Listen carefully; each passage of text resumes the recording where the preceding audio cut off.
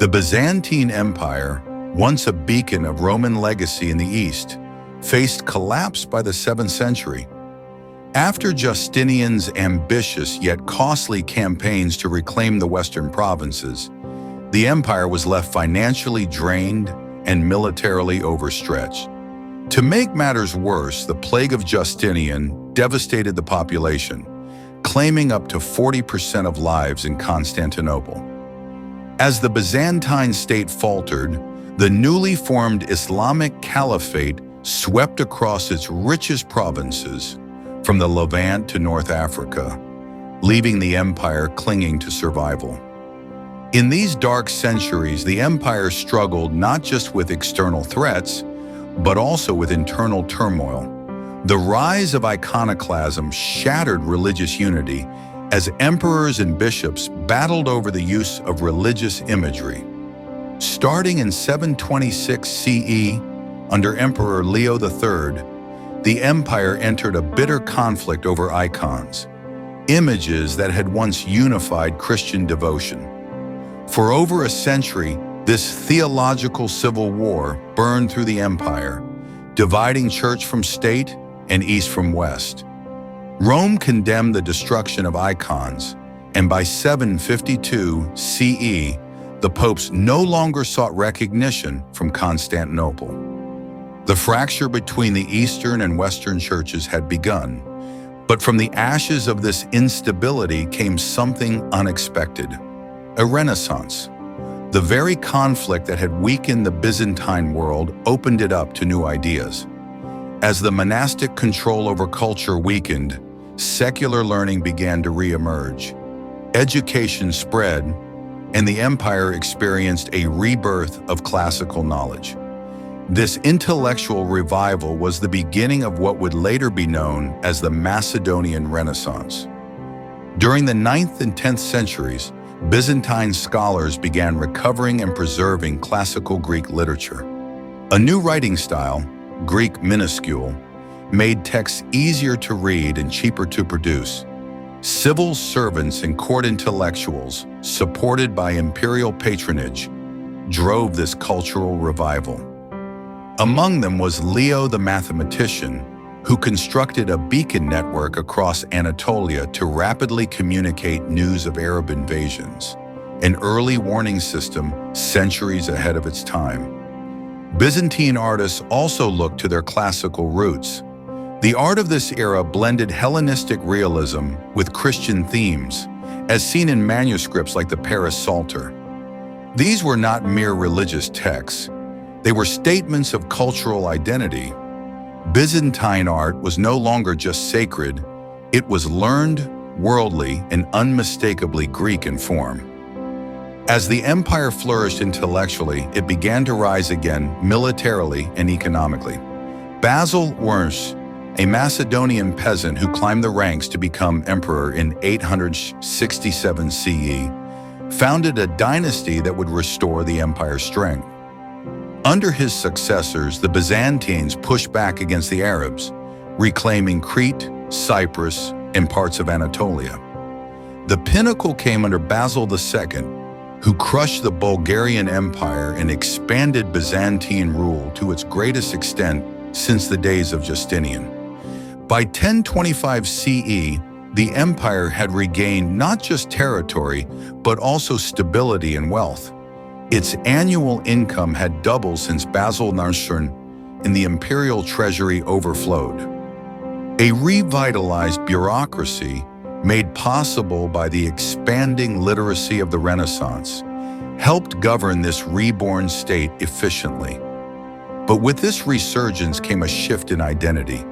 The Byzantines still called themselves Romans, but what that meant had changed. No longer a vast multi-ethnic empire, Byzantium was now a predominantly Greek-speaking Orthodox Christian state. Romanitas, the identity of being Roman, became synonymous with Hellenic culture and imperial orthodoxy. Foreigners began referring to the Byzantines not as Romans, but simply as Greeks. Still, the legacy of the Macedonian Renaissance was profound. It redefined what it meant to be Roman in the medieval world. It preserved classical Greek knowledge that would one day fuel the Renaissance in the West, and it gave the empire one final golden age, an era where power, art, and intellect burned brightly before the long twilight of decline. The Macedonian Renaissance was more than just a revival of culture. It was a statement of survival, a civilization reaching back to its roots in order to forge its future. However, out of this era of destruction and division came an unexpected rebirth. In the 9th century, under the Macedonian dynasty, the Byzantine Empire experienced a profound cultural, political, and military revival. What historians now call the Macedonian Renaissance. This period did not merely mark a return to past glories, but redefined what it meant to be Roman in the medieval world. The foundations of this Renaissance were laid during the reign of Basil I, the dynasty's founder. Rising from peasant origins in Macedonia, Basil seized power in 867 CE and established a new imperial line. His reign emphasized strong central authority and legal reform, including the compilation of the Basilica, a Greek-language codification of Roman law. This legal transformation signified a pivotal shift from Latin to Greek, not only in administration, but also in cultural identity. As the 9th and 10th centuries unfolded, the empire's intellectual and artistic life flourished. The invention of the Greek minuscule script revolutionized literacy by making books cheaper to produce and easier to read.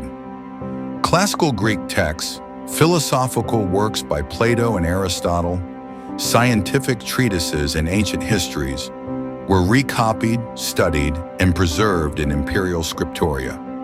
Scholars like Photius, Patriarch of Constantinople, compiled encyclopedic works such as the Bibliotheca, which summarized and critiqued hundreds of lost classical texts. Military strength returned in parallel. Emperors such as Nikephoros II Phocas and John I Tzimiskes led highly successful campaigns that reclaimed Crete, Cyprus, and parts of Syria. These victories not only secured borders, but also reopened vital trade routes in the Eastern Mediterranean.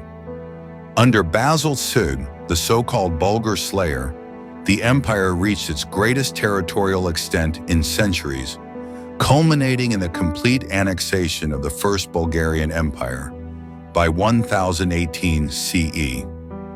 Economic prosperity surged alongside military conquests.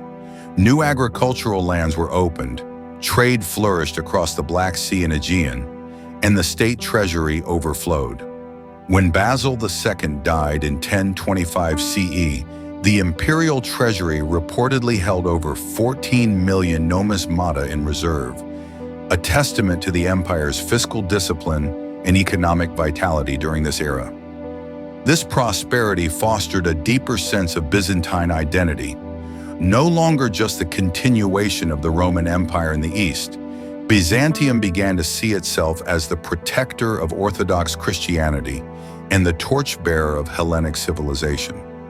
The title Roman, Romioi, was still used, but it came to mean something different, something uniquely Byzantine.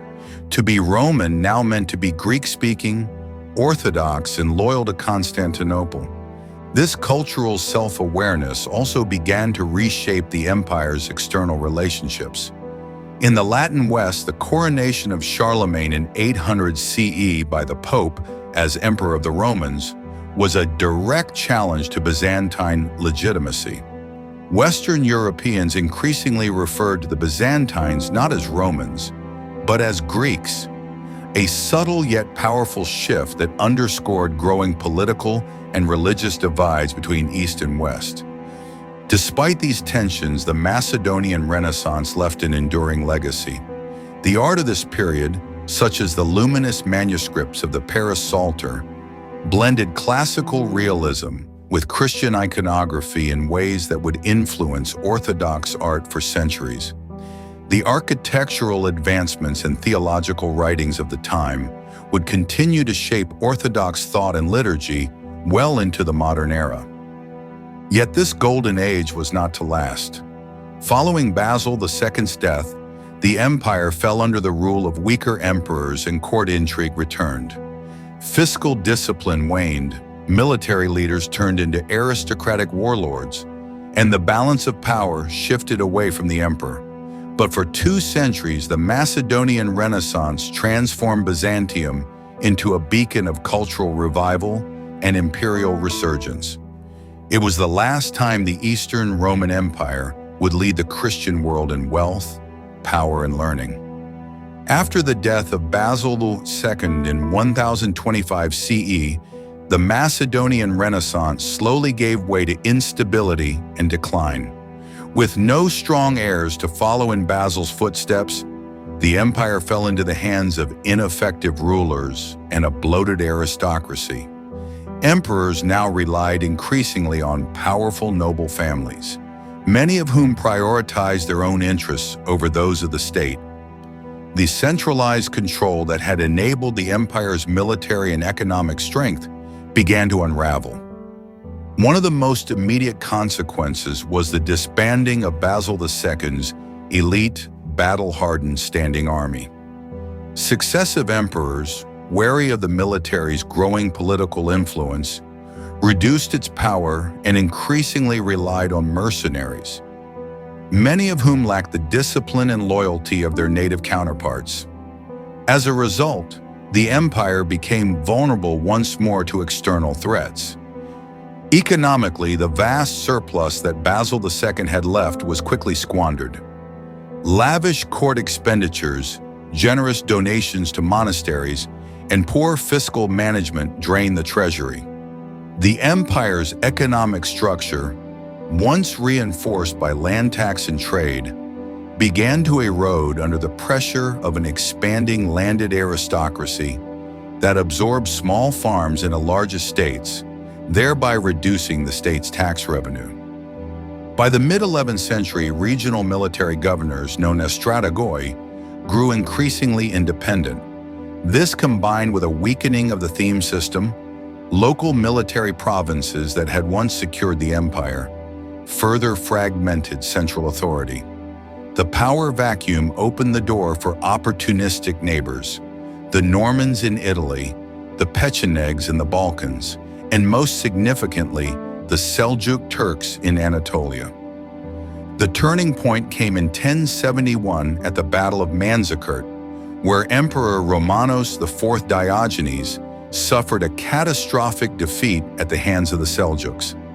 Not only was Romanos captured, but the loss also led to the permanent loss of most of central Anatolia, the empire's heartland for manpower and grain.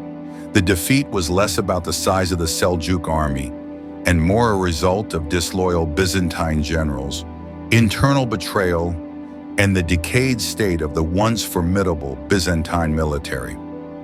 Politically weakened and territorially compromised, the empire entered a period of internal civil wars and palace coups. Although the Komnenian dynasty would later attempt a partial revival in the 12th century, the unity and cultural vigor of the Macedonian Renaissance could not be recaptured. Despite its eventual decline, the legacy of the Macedonian Renaissance was not lost. The intellectual and artistic traditions it fostered continued to influence Eastern Orthodox theology, Byzantine court culture, and even the emerging Slavic states that adopted orthodoxy, such as Kievan Rus. The preservation and transmission of ancient Greek texts by Byzantine scholars during this time would later form the bedrock of the Italian Renaissance in the West. In many ways, the Macedonian Renaissance represented the Byzantine Empire at its cultural peak, a time when it looked to the past to build a new future. It reimagined Roman identity through a Hellenistic lens, revived long-lost knowledge, and for a brief moment, restored Byzantium's glory in a changing world. If you enjoyed this deep dive into the Byzantine Empire's Macedonian Renaissance, don't forget to hit that like button, Subscribe for more epic history told through maps and stories, and drop a comment to let us know what era you'd like to see next.